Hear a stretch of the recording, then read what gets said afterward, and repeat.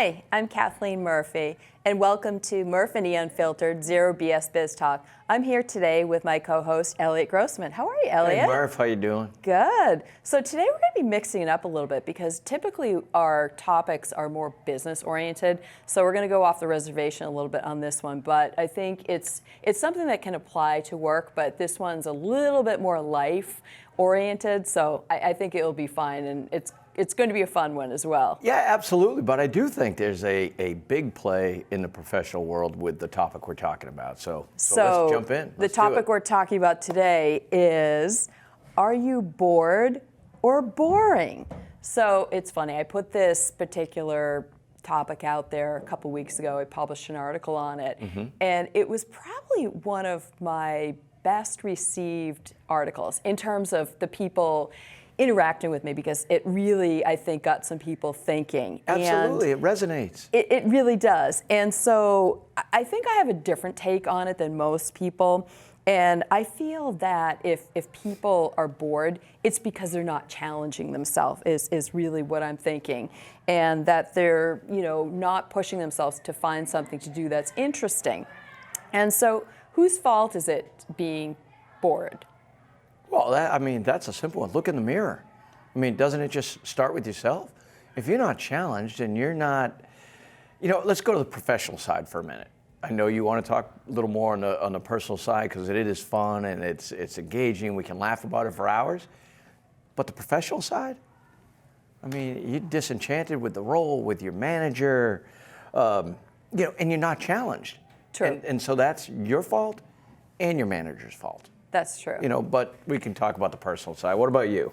So, I think that I'm always amazed that people make the expression that they're bored, because I always just seem to look around and can never imagine that that's possible, just based on a number of things for me personally looking around that I don't know how that would occur. And so why do I think no one should be bored? What do you think about that? Well, just to quickly go back, episode 8 last week, if you recall, yes, was about what?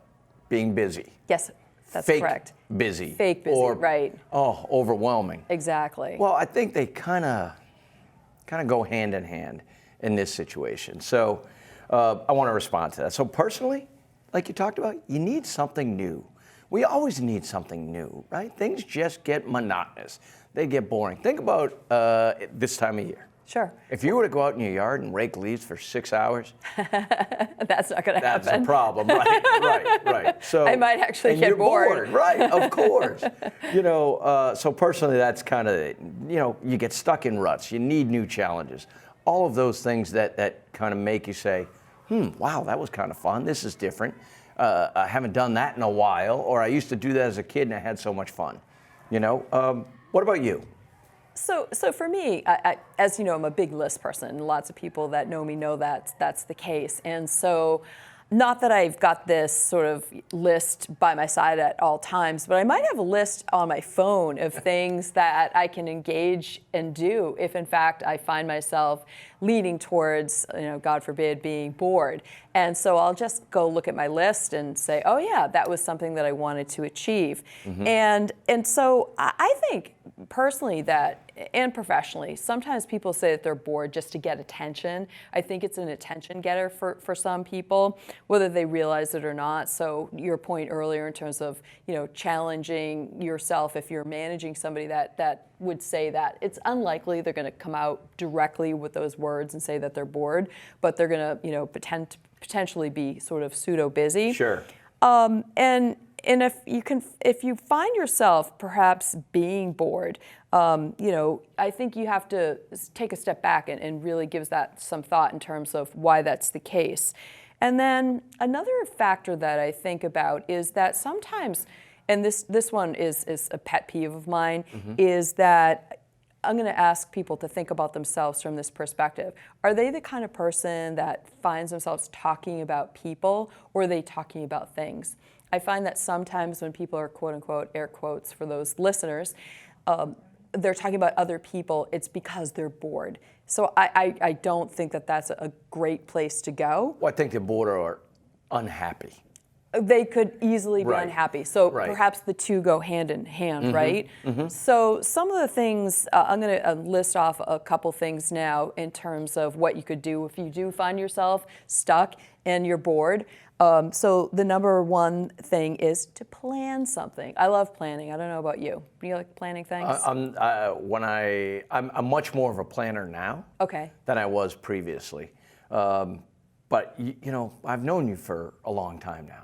You're always a planner. I am. Yeah. I am. So talk about it. Go. I don't So- want to interrupt. No problem. So literally plan something. And it could be a party, it could be a trip, it could be putting together a list of books that you want to read, people you want to meet. Number two is to challenge yourself, to learn how to play an instrument. That would be definitely a huge challenge for me Right, personally. Or ask somebody to help teach you how to play it if you could, if you're fortunate enough to know somebody. And then number three is another challenge would be to learn how to speak another language and to be at a conversational level at some point in time. So those are some of my ideas. What about you? Do you have some ideas of your own in terms of helping those that find themselves in the bored category? Yeah, of course. I think it revolves around challenges, right? When you're challenged, whether it's personally or professionally, it's really hard to be bored. It just agree. is because I agree. all of a sudden you're mentally and at times physically stimulated. It's very hard for your brain to be bored. So, I told you I jumped back into refereeing. I haven't done it in 20 years. That's right. Now I'm jumping back into refereeing high school basketball. You're not bored. I'm not bored because, I studied for 10 weeks, to get certified again. And the challenge That's a long then time. yeah, well, it's hard. We had classes for 10 weeks. Something different. Getting out on the floor now, back on the court, is different because you just forget. You used to think you were good when you were younger, when you were a kid. So that's kind of part of it on the personal level. Find something new and different that might catch your, and again, I always use the term Captain Obvious, but find something new or if it was old, times have changed in 25 years. Things are different. Find something that's going to capture your attention, not just for a week or for a month, something that's going to capture your attention for a while to keep you engaged and enchanted in what's going on. I think that's a great suggestion. And so here are some other challenges that I'm going to take on or ask people to take on if in fact they find themselves this way. So everyone likes to eat, or they proclaim to. Are you good at cooking? No, I'm a terrible cook. I know. I wouldn't claim to be necessarily a good cook. So that's the challenge, to become better at cooking. And so I have challenged myself, in fact, to become a better cook and to make healthy meals, to have that be the focus. And I try to make it somewhat fun, just because if I don't look forward to something, then I'm not going to do it, certainly. And does the fun involve, once again, a glass of wine or a beer, IPA, something that you sometimes enjoy doing, right? Because then you're actually engaged again. That is true. Sometimes it does, and so I'll have that be part of the repertoire, but not all the time. I don't want to sort of make that a habit, but every now and then, absolutely. Yep. So another challenge that I'll pose out there for people is to ask them if they have a hobby. And someone recently asked me if, in fact, that I had one. And it was funny. I had to stop and think about this for a minute, which may sound a little silly that I had to stop and think about it. But I wasn't necessarily sure if I either A, wanted to reveal it, or B, that it was a hobby. And it was that I love residential real estate. So one of the things, and I love designing. Okay. So one of the things that I do in my spare time is to design rooms online, virtually. And so is that a hobby? I don't know. It's something that I do with my time. Sometimes I'll take that into the physical world and redesign my house. Another secret hobby of mine, which you sometimes will share We're with people. on television, so I know, be cool. I know, exactly. Right. Is finding the perfect IPA. Oh, there's the shocker Or of the APA. century, right? I know. But so far, lunch from the Maine Beer Company is my go-to. Is that a hobby?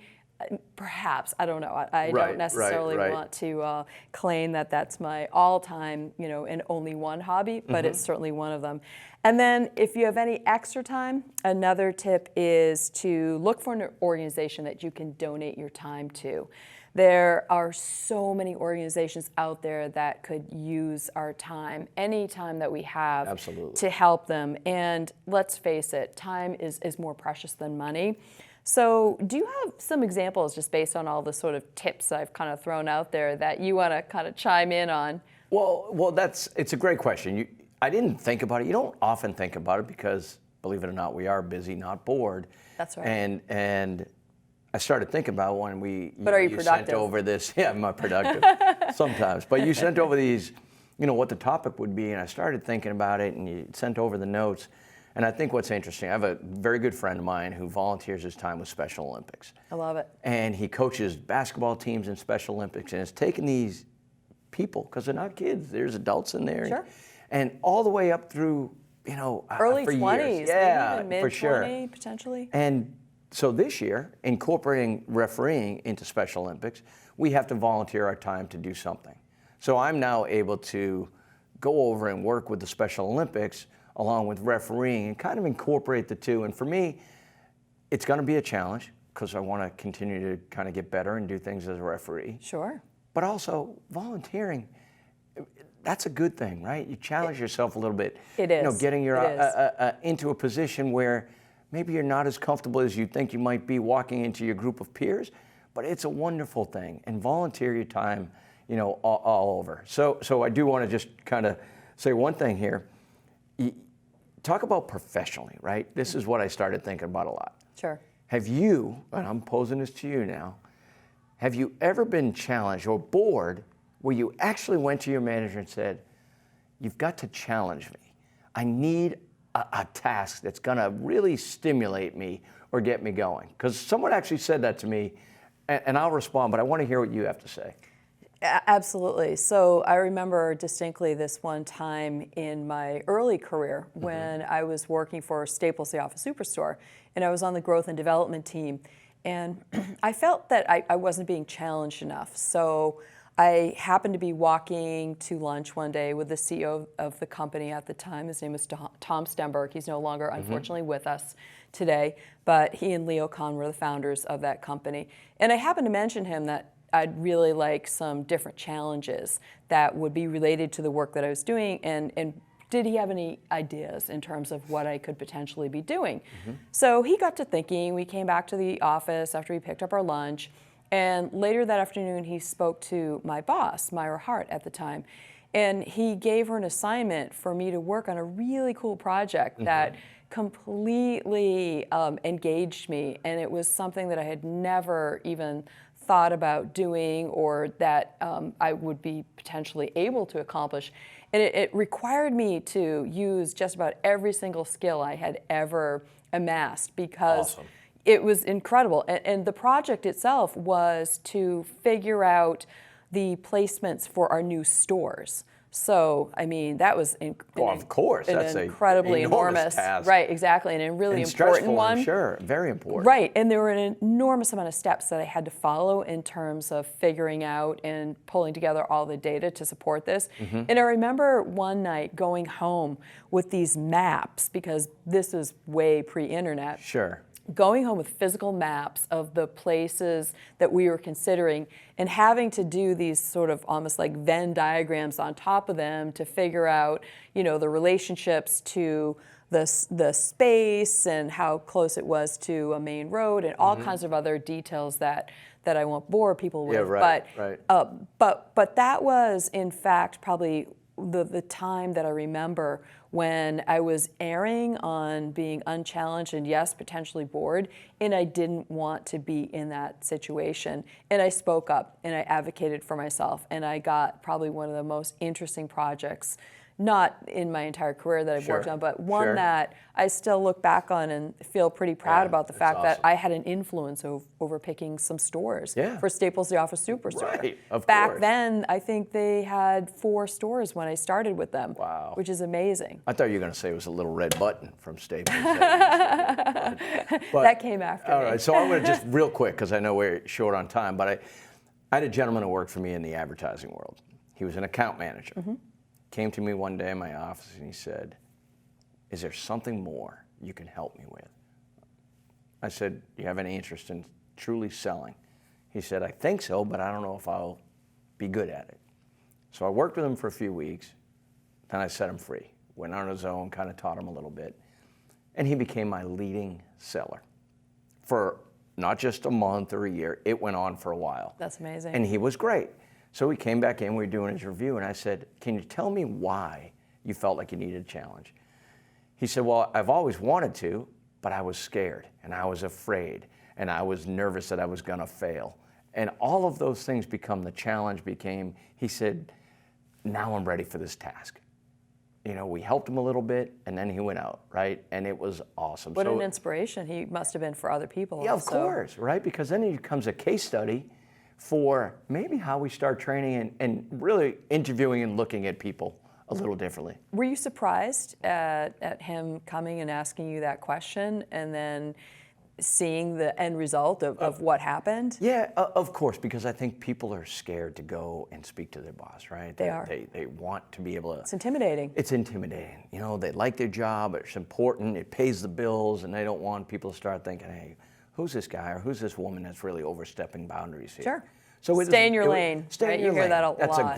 That's a great point. So I don't love anyway. that phrase, but I've never been one to necessarily be good at staying in my lane, Right. which is probably why I ended up in the career that I had, which is marketing, and then now with the career that I have, working with so many different people and so many different companies, I love that. I don't have to stay in my Right, lane right, necessarily, and right. it's really fun.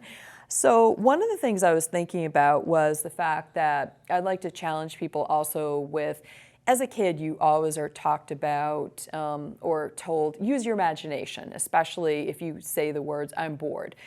But as adults, we don't necessarily hear that phrase coming back at us necessarily. So in terms of thinking about using your imagination, if you were to say that to somebody now as an adult, they might almost take offense to it. Right. So there might be a better way to say that potentially, but in essence, that's sort of along the lines of what it is that you want to say to somebody nicely. We just have to be maybe a little bit more politically correct. I guess. Yeah.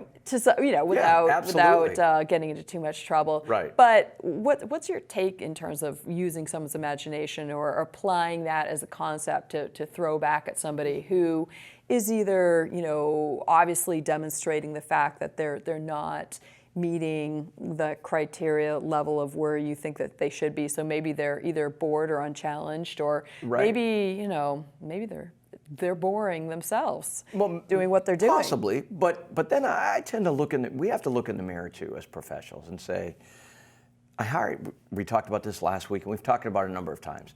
Hired you for a reason, we know you can do the job. So maybe it's then on us as the managers to truly look in the mirror and say, maybe I'm not giving them the guidance and the leadership they deserve, and start thinking about how, so you could say, go back to, you don't want to insult anybody, Sure. use your imagination. Right. Or what's more insulting than, hey, just figure it out. Well, it's funny you should say that, because there's a person by the name of Marie Forleo, and I really admire her, and she's got, I believe, a new book called something to the effect of everything's figure-outable, and I believe that it is, and that really goes back to having to press and use your imagination, or look in the mirror and say, do I have the ability, yes, me, to figure this out, Absolutely. versus counting on somebody else or making it so that you blame everybody else, or it's their fault that you're bored, their fault that you're not challenged, their fault that you didn't fill in the blank, right? You could just keep going all day long with that. Of course, 100%. We all have an imagination, and we all, even though we don't think we do, a creative bone in our body. Oh, I'm not very creative.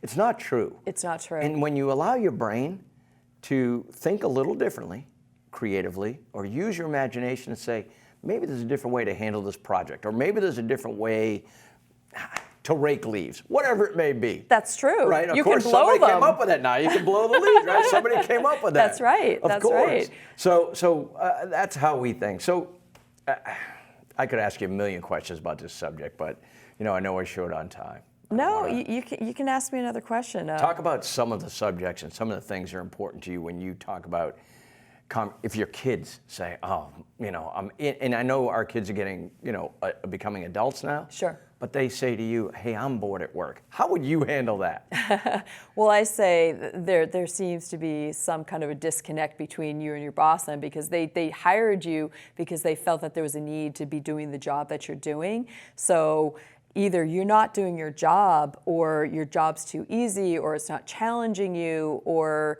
maybe you're in the wrong position, but you need to speak up. You need to always be, as we've talked about before, advocating for yourself. Episode 2. That's right, exactly. Love how you go right back to that. That's got fabulous. a good memory about things. You have fabulous memory Right. about those sort of things. So I think that it's critical to be sensitive to saying to somebody, even if it's our kids, asking them a lot of questions in terms of just having that dialogue start up in terms of why did they say that? Yeah, right. Well, I asked you that question only because now, as our kids are not, hey, go out in the yard and play and or do things, as opposed to no, we can't say now that. In the professional world, how do we address the I'm bored or are you boring type of question? That's all. That's why I asked you that. I think that they need to be somewhat self-reflective at first, if they feel that way. And I have had that conversation before with people that are in my family. I'm not calling anybody out. Per se, I don't want to get anybody in trouble, but Right. I have had that conversation with them, and I've challenged them to be reflective and to say, literally write down why they think it's heading in that direction, that they feel that way, Right. and is this something that can be changed? I'm a firm believer in that. If you don't like something, change it. You have the power to do that. A lot of people just lock themselves into feeling as if they have no power and that they can't change things. That's nonsense. They absolutely can do that. And people tend to disempower themselves, and I like to empower people, put it back on them. And I know you do too. Well, I just think it's a challenge when you're talking with your kids now, but as your kids are becoming professionals and my kids are getting to the stage of the internships and that type of thing, empowerment is a huge thing. Because you're nervous, right? You're nervous about it. I don't know what the future holds. We don't know those things. So you want to, staying with the subject of, oh God, I'm bored, but it's okay. Well, then challenge yourself, empower yourself, right? That's if it's right. meant to be, it's up to me. Maybe do some more research. Do some more research. Why are you Figure it bored? out. Is what you're working on? Do you feel like you've exhausted all the possibilities of understanding the concept to the nth degree? Probably not. There's probably more that you can learn. I'm sure that there is. Or going back to your point of raking leaves, reinvent something. Like, it doesn't, just because it's been done something that way all the time for years doesn't necessarily mean that it has to be continuously done that way forever. Right. I really like a particular manufacturer, Dyson. They are so innovative, and I'm always looking forward to the new products that they're coming out with, because I'm always amazed at what they come out with next. It's unbelievable. The engineers must have the most incredible imagination and creative mind. They with must. What Dyson, that's a great point. That brand is. Isn't it fantastic? Spot on. I don't mind now. It sounds like a silly thing. You go into the ladies' room, you're drying your hands, and you put your hands into a device, and you wave them around, or just hold them there without touching still, it. without No touching germs. anything. It's Right, amazing, exactly. right? And you pull them out, and off you go. And I just love that. Of course. It's a silly thing, but Well, that's been around now for like 3 to 4 years. Mm-hmm. Something's new coming. I just don't know what it is. They've got really cool fans also. Okay. Oscillating fans. It doesn't look like they would stick your even head work. in the fan, or? Well, no, don't do that. All right, that all that right. sounds dangerous. I wouldn't suggest that. Yeah. So in terms of, I think we've covered a lot of ground today, and it's been great in doing that. And I'm hoping that we gave some people some tips in terms of being able to, if they find themselves bored, how to get out of that conundrum, and then also to look at themselves because if they are bored, maybe they're boring. Nobody wants to be classified as boring, correct? Correct. No, that would not be good. So I want to wind down now and just let everybody know that we're going to have all kinds of other amazing shows coming up.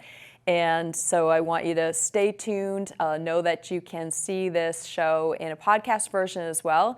And we look forward to and thank you for listening in or watching us today. And Eliot, thank you so much. Thanks, for. Murf. I'm not shaking. I your know, hand. no shaking handshaking. hand. Sorry. We're way past that. I always forget. Good to see you. You know Thank me, I'm you. so formal. Great Thank you job. so much. Great show. Thank you.